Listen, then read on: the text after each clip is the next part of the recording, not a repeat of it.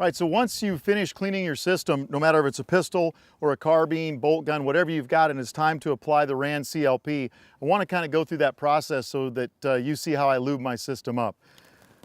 One of the problems I see normally on the range is people don't use enough lube or they use the wrong lube. So if you use RAND, you can get away with less, but I don't do that. I still want to put as much as I need in place, and I let it slough off as necessary, because when it sloughs off, it also takes the carbon with it. Not that I want to have dirt flying through the air all around me, but it does keep the weapon running. So once I've completely cleaned my system, I'm going to take the Dewey bore cord, feed it through, pull out a patch.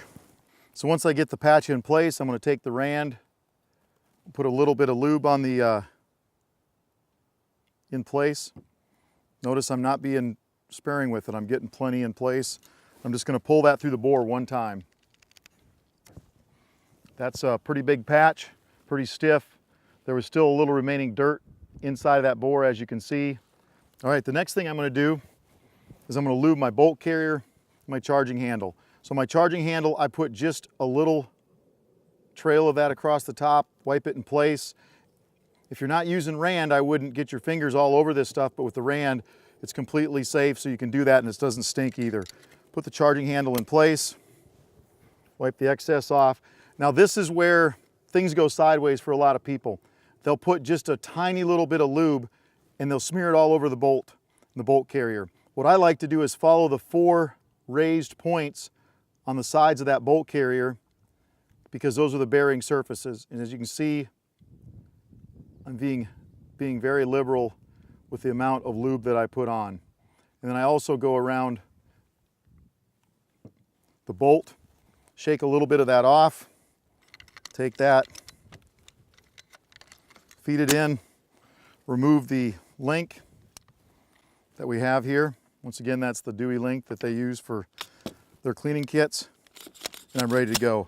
Now that's just absolutely as smooth as silk there. If you have cleaned your lower receiver, make sure that you also put a little bit of lube on your sear and your trigger engagement, because you want that to be smooth as well. Now the other thing I have in front of me is my SIG 320.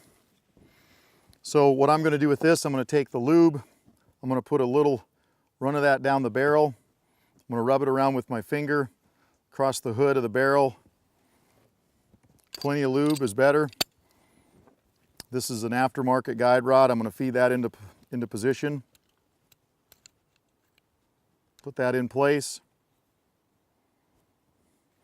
Once everything's good, now I'm going to take the lube and I'm going to go down the inside of the rails, place a little lube in there.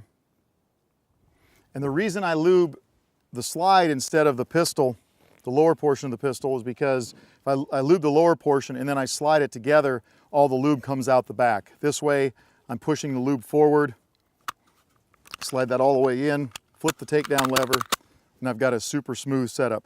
Now before I would carry this pistol, I would clean it off, try to get most of the dripping lube out of there. And if you are going to lube your carry pistol, you may want to lighten up on that just slightly. One of the nice things about the RAND CLP is as we put it on and we shoot this firearm, it actually takes the nanoparticles, they penetrate through the carbon, they get down to the metal, and they actually make the weapon function a lot smoother than in the past. So as you shoot this, you're going to realize that it's just going to get smoother and smoother and smoother. It's going to get easier and easier to clean every time that you use the RAND. So bore and bolt to clean it, RAND CLP to keep it running. So if you use those two in conjunction, you can spend less time cleaning and more time shooting.